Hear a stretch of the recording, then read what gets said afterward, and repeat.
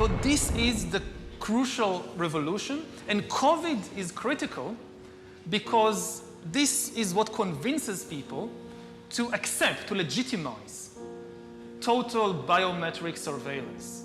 If we want to stop this epidemic, we need not just to monitor people, we need to monitor what's happening under their skin. What we have seen so far, it's corporations and governments collecting data about where we go, who we meet, what movies we watch. The next phase is the surveillance going under our skin. We're now seeing mass surveillance systems established even in democratic countries, which previously rejected them. And we also see a change in the nature of surveillance. Previously, surveillance was mainly above the skin. Now it's going under the skin. Governments want to know not just where we go or who we meet. Above all, they want to know what is happening under our skin. What's our body temperature? What's our blood pressure? What is our medical condition? Now humans are developing even bigger powers than ever before. We are really acquiring divine powers of creation and destruction. We are really upgrading humans into gods. We are acquiring, for instance, the power to re-engineer life. Humans are now hackable animals. You know, the whole idea that humans have, you know, they have this soul or spirit and they have free will and nobody knows what's happening inside me. So whatever I choose, whether in the election or whether in the supermarket, this is my free will, that's over. I mean, all this story about Jesus rising from the dead and being the Son of God, this is fake news.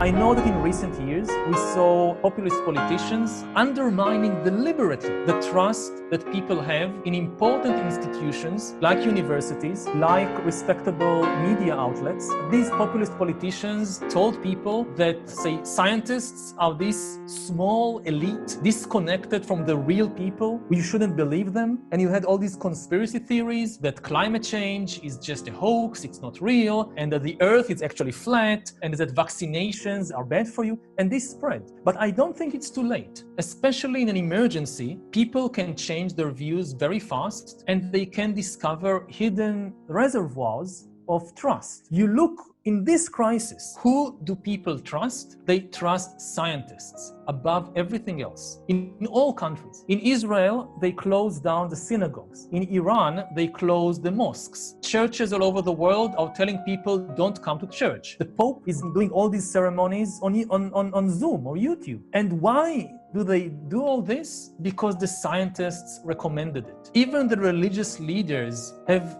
trust in the scientists. Yeah. And the easiest people to manipulate are the people who believe in free will. Because you manipulate them and they don't even suspect because, hey, I chose it because this is my free will. We need some kind of global loyalty and global identity. Earth will be populated or even dominated by entities that are not organic, that they don't breathe, they don't have emotions. Like the potential of AI is much, much bigger than any historical revolution. It's really a biological revolution. There is no such thing as free will. And now if you give the tools to start changing or overcoming biology, just, you know, think about sex life. Mm-hmm. Almost every religion and every ideology wanted to really change human sexuality or limit it, but they couldn't. You had vows of chastity in the church, and how many people actually lived up to the vows of chastity? Now think, if you can really start messing with human biology, what will be the result of these sexual fantasies of different religions and ideologies?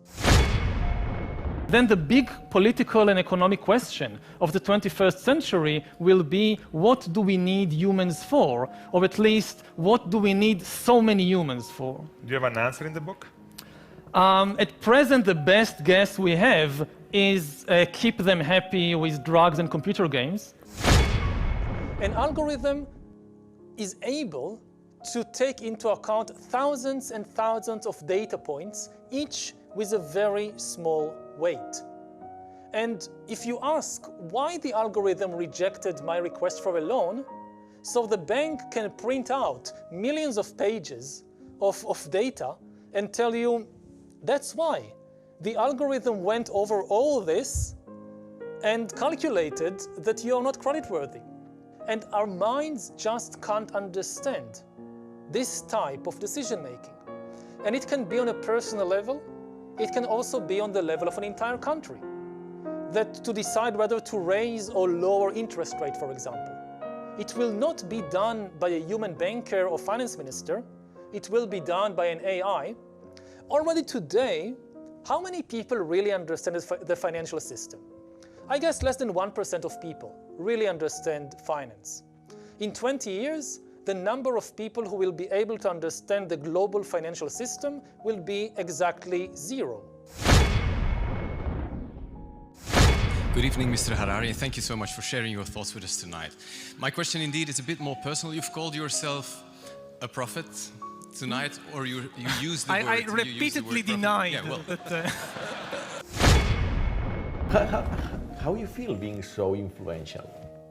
I mean, it has happened probably in the last few years, no? Yeah, just again. I mean, I'm interested in you have power somehow to convince leaders. How you yourself? So I now have a team that is helping me deal with that. It's impossible to deal with such a thing just one person. So people see me and they think I'm doing everything. I actually do very little.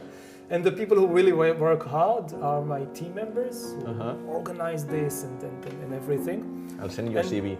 Yeah, and